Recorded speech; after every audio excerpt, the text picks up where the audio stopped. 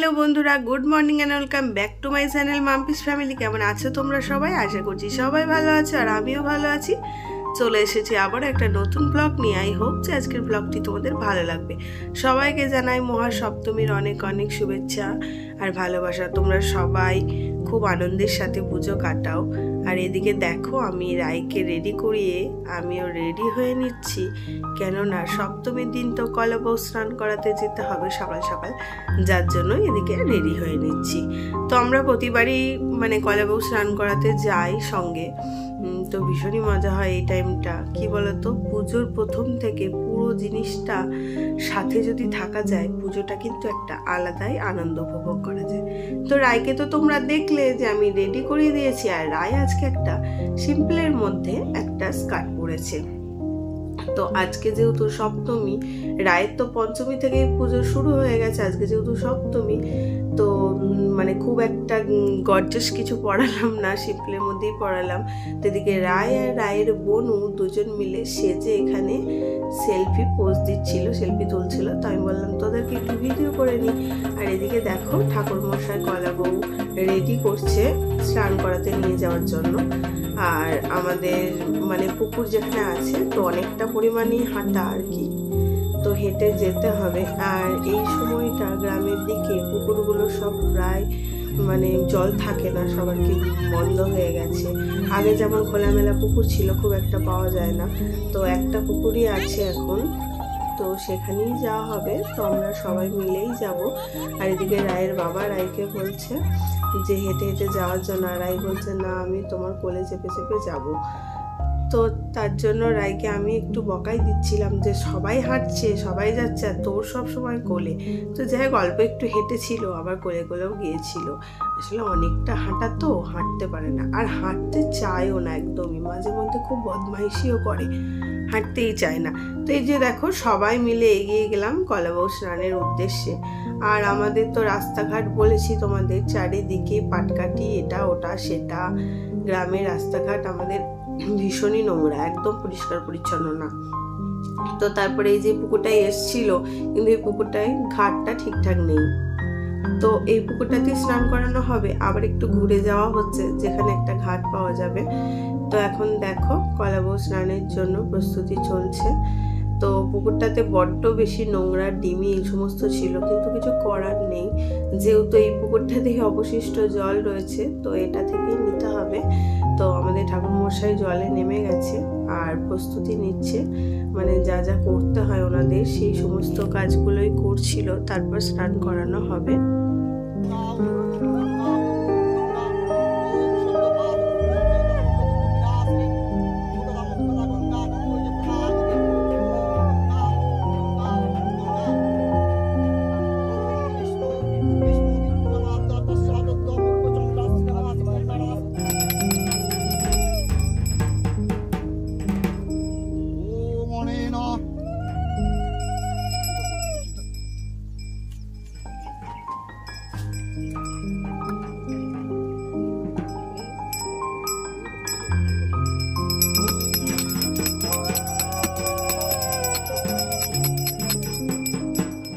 এদিকে কলা বউ স্নান চলছে, তো তোমাদের সাথে দেখো আমাদের পুকুরটা একটু শেয়ার করে দিই। পুকুরের একদম ধার চেপে কত ডিমি আর কত নোংরা জমা হয়ে আছে, আর পুকুরের চারিপাশটা কিন্তু গাছে ঢাকা রয়েছে।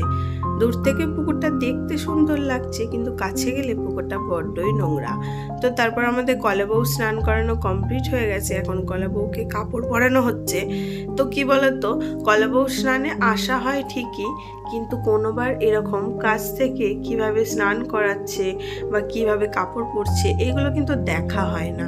কারণটা হচ্ছে, ঘাটের সামনে এত ভিড়ভাট্টা হয়ে যায়, আর রায়কে একটু দেখতে হয়, সামলাতে হয়, যার জন্য আর সামনে থেকে গিয়ে দেখি না, দাঁড়িয়ে থাকি পুকুরের পাড়ে, তো হয়ে যায়। তারপর ফেরার পথে আবার একসাথে আসি। তো এবারে একদম পুরো সামনে থেকে দেখলাম ঘাটের পাড়ে গিয়ে একদম এগিয়ে গিয়ে দেখলাম। তো সত্যি তাই, দেখতে কি ভালো লাগছিল। আর আমাদের কলা বউয়ের সাইজটা দেখো, মানে অনেকটা লম্বা হয়ে গেছে। আমাদের ঠাকুরমশাইও যেরকম লম্বা, কলা বউও সেরকম লম্বা, যার জন্য কোনো অসুবিধাই হয়নি। আর এদিকে আমরা সবাই বাড়ি ফেরার পথে, আমি দেখো সবার লাস্টে, সবাই কিন্তু এগিয়ে গিয়ে গেছে। আসলে আমি হাঁটতেই পারি না খুব একটা, তো আমি একা একাই হাঁটছিলাম, সবাই এগিয়ে যাচ্ছিল। তো তোমাদের দাদা ভাই আমার একটু ভিডিও করে দিচ্ছিল, বলছিল তুমি একা একাই হাঁটো, তোমার পিছনে আর কেউ নেই। তো আমি একাই হাঁটছিলাম। তো তারপর ওদেরকে বললাম যে একটু দাঁড়াও, তোমাদের সাথেই যাব। তো এটা তো আমার ফ্রেন্ড আর রায়ের বোনু, তো তোমরা তো দেখেছো। আর ওটা হচ্ছে রায়ের কাকা এর কোলে উঠে গেছে, আর পিছনে হচ্ছে রায়ের দাদু। তো আমরা সবাই একসাথে যাচ্ছি, আর আমরা কিন্তু দল ছাড়া হয়ে গেছি, কেননা সবাই চলে গেছে আগে আগে। তো আমরা মাঝ রাস্তায় গিয়ে আর যেতে পারিনি। তো একটা টোটো ছিল আমাদের পাশের বাড়িরই টোটো, দাদার টোটো। তো দাদার টোটোতে রায়কে আর মিষ্টুকে তুলে দিয়েছিলাম। তো আমি আর আমার ফ্রেন্ডও টোটোতে উঠে পড়েছিলাম, কেননা আমাদের আর হাঁটার ক্ষমতা ছিল না। তাতে আবার কাপড় পরে, মানে অসম্ভব ব্যাপার। কাপড় পরে যদি বাড়িতে পটের বেবি সেজে বসে থাকে তাহলে ঠিক আছে, কিন্তু হাঁটতে পারবো না। তো তারপরে এই যে দেখো আমাদের বাড়িতে ঠাকুরের জোগাড় হচ্ছে, আর ওরা সমস্ত ফল টল কোচানো রেডি করে দিয়েছে। এখন ঠাকুর মণ্ডপে নিয়েও চলে এসছে সব কিছু। এখন ঠাকুরমশাই পুজো শুরু করে দিয়েছে। আর আমাদের পাড়াতে কিন্তু মেয়ে বউরাই সবাই মিলেই কিন্তু জোগাড় করে পুজোটা হয়। আমাদের কিন্তু কোনো রকম জোগাড়ের কোনো হেল্পার নাপিত যেটা রাখতে হয় সেটা কিন্তু থাকে না। আমাদের কিন্তু সবাই মিলে আনন্দ করে এই জোগাড়টা করে থাকে। শুধু মেয়ে বউরাও না, সাথে ছেলেরাও। তো ভীষণই ভালো লাগে নিজেরা জোগাড় করলে। কি বলতো, নিজেদের আনন্দটাই আলাদা রকম হয়। হ্যাঁ, হয়তো সাজতে একটু সমস্যা হয়, মানে হচ্ছে কি বলতো, আমি যদি সাজতে চলে যাই আর ঠাকুরমশাই যদি সেই সময় কিছু একটা চায় তখন পাওয়া যায় না, এই হলো কথা। কিন্তু না হলে আনন্দটা সব থেকে বড় কথা। আর এই যে দেখো এখন আরতি নিয়ে চলে এসছে, তো সেটাই সবাইকে দিয়ে দিচ্ছিল। আর এখন চলে এসেছি সন্ধ্যাবেলায় বন্ধুরা। আমি, তোমাদের দাদা ভাই আর রায়, আমরা তিনজনে মিলে বেরিয়ে পড়েছি ঠাকুর দেখার উদ্দেশ্যে। তো আমরা ঠাকুর দেখতে গেছিলাম সমুদ্রগড়ে। তো ঠাকুর দেখতে গেছিলাম তোমার একটু সকাল সকালই, মানে হচ্ছে 5টার দিকে বাড়ি থেকে বেরিয়েছিলাম। তো এখন দেখো সবে সন্ধ্যা নেমেছে, চারিদিকে লাইটের ঝলকানি শুরু হয়ে গেছে। কেননা এমনিই তোমার 12 মাস চারিদিকে লাইট, কিন্তু দুর্গা পুজো এখন বিকেল থেকেই লাইটিং শুরু হয়ে গেছে। তো আমরা তিনজনে মিলে চলে গেছিলাম একটু ঠাকুর দেখতে। নবমীর দিন আমাদের প্ল্যানিং আছে সবাই মিলে যাওয়ার, কিন্তু কি বলতো, বাই চান্স যদি নবমীর দিন বৃষ্টি হয়ে যায় তখন কিন্তু আফসোসটা রয়ে যাবে যে একটা দিনও বেরোলাম না ঠাকুর দেখতে। যার জন্য আজকে একটু ছোট্ট করে বেরিয়ে পড়েছি। আর আমাদের এইটা কি বলতো, গ্রাম সাইড, তো যার জন্য খুব একটা ঠাকুরের বড় বড় প্যান্ডেল বা বিশাল কিছু হয় না।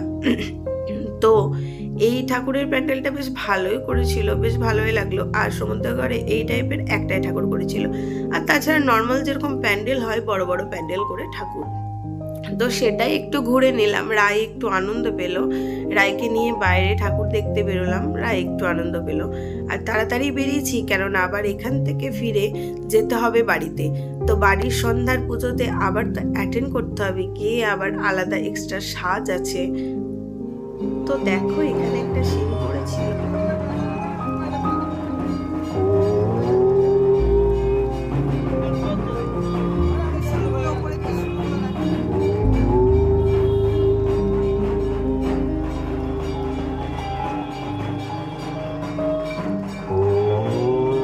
তো আমাদের এই ঠাকুরটা দেখা কমপ্লিট হয়ে গেল, আবারও নেক্সট ঠাকুরে যাব।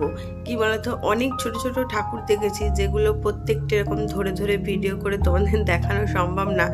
যেখানগুলো সম্ভব হয়েছে তো সেখানগুলোই তোমাদের সাথে শেয়ার করেছি। আর এই প্যান্ডেলটা দেখো খুব সুন্দর করেছিল।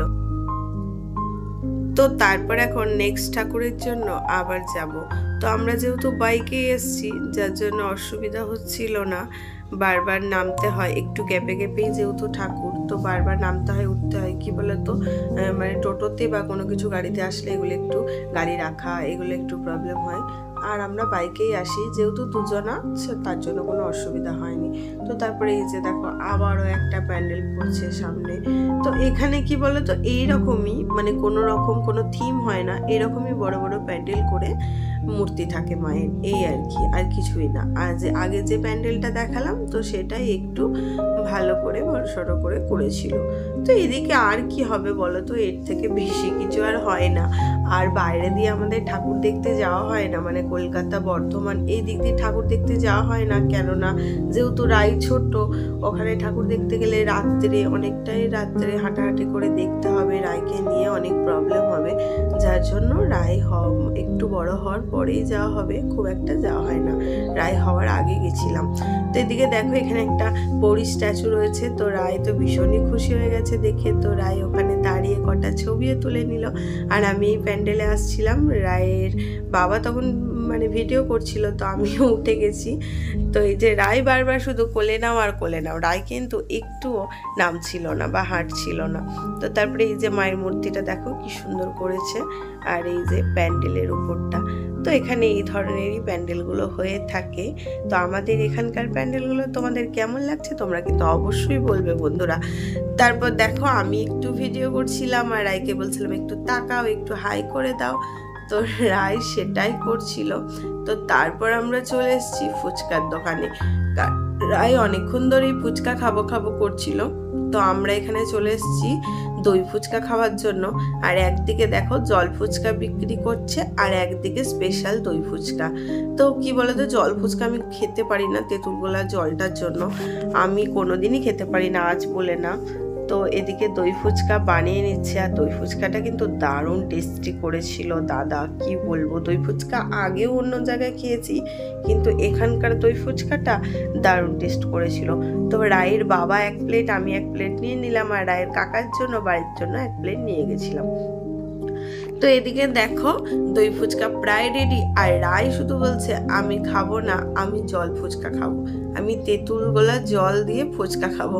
তো ওটা যদি বাড়িতে হতো তাহলে বসে বসে ও খেত বা ফেলতো যা করতো, কিন্তু রাস্তায় এরকম দাঁড়িয়ে দাঁড়িয়ে ওকে কতক্ষণ ধরে খাওয়াবো, কারণ ও তো খেতে পারবে না, বাড়িতে ধীরে সুস্থে খাবে, যার জন্য ওকে একটা শুকনো ফুচকা দেওয়া হয়েছিল, তো ও সেটাকেই খেলো। আর তারপর যেহেতু মেলা দেখতে পেয়ে গেছে, ওর মানে মনটা ছিল মেলার দিকে, মেলায় গিয়ে খেলনা কিনবে। তো ঠিক সেই যতবার মেলায় যায়, সেই মেলায় কিন্তু ওর রান্নাবাটি খেলনা চাই, যত কিছুই থাকুক না কেন রান্নাবাটি একটা নেবেই। তো তারপর বাড়িতে চলে এসেছি, আর বাড়িতে এসে সন্ধ্যাবেলায় এই যে শীতলে লুচি আর নাড়ু হচ্ছে, তো পুজোর জন্য জোগাড় কিন্তু কমপ্লিট। তারপরে এই যে সন্ধ্যাবেলা এখন সন্ধ্যা আরতি শুরু হয়ে গেছে, আর আমরা কিন্তু এই সন্ধ্যার টাইমটা সবাই মিলে সেজে গুজে পাড়াতে কিন্তু একসাথে বসে থাকি, এটা কিন্তু একটা আলাদাই আনন্দ। আর কি বলতো, ওখান থেকে ফেরার পরে আমি তো যেহেতু একটু সেজে গুজেই গেছিলাম, এতটা সাজ তো কখনো সাজি না, তো এসে আর আমার সাজতে লাগেনি, জাস্ট শাড়িটা পরে নিয়েই হয়ে গেছিলো। তো চুড়িদার পরে গেছিলাম যেহেতু, সেই কারণে পাড়াতে এসে তো শাড়ি পরেই বসবো, তো তখন আর তোমাদের সাথে দেখানো হয়নি, কারণ টাইম একদমই পেরিয়ে গেছিল। আর এই যে দেখো আমি বসে আছি, তো তাড়াতাড়ি করে শাড়িটা পরে নিয়েছিলাম, তোমাদের সাথে সেটা আর দেখানো হয়নি, কিছু ছবি তোমাদের দিয়ে দিলাম, কেমন লাগছে তোমরা বলবে বন্ধুরা। সপ্তমী সন্ধ্যার সাজ। আর আজকের ব্লগটা এইটুকুই, যদি কিছু ভালো লেগে থাকে প্লিজ একটা লাইক করে দিও বন্ধুরা, তোমাদের একটা লাইক কিন্তু আমাকে পরবর্তী ক্ষেত্রে আরও একটা নতুন ব্লগ বানাতে অনেক মোটিভেট করে। আমাদের গ্রামের পুজো তোমাদের কেমন লাগছে বন্ধুরা অবশ্যই কিন্তু কমেন্টে জানাবে। যদি ভালো লেগে থাকে তোমরা ভিডিওগুলো চাইলে শেয়ারও করতে পারো, আর চ্যানেলটা সাবস্ক্রাইবও করতে পারো। তো সপ্তমী রাতের কিছু সাজের ছবি তোমাদের দেখালাম, তো আমাকেও কেমন লাগছে শাড়িটা পরে অবশ্যই কিন্তু জানাতে ভুলো না। আর তোমাদের সকলের অনেক শুভেচ্ছা ভালোবাসা রইল, সবাই 4টে দিন খুব আনন্দ করে পুজো কাটাও, সুস্থ থেকো, ভালো থেকো।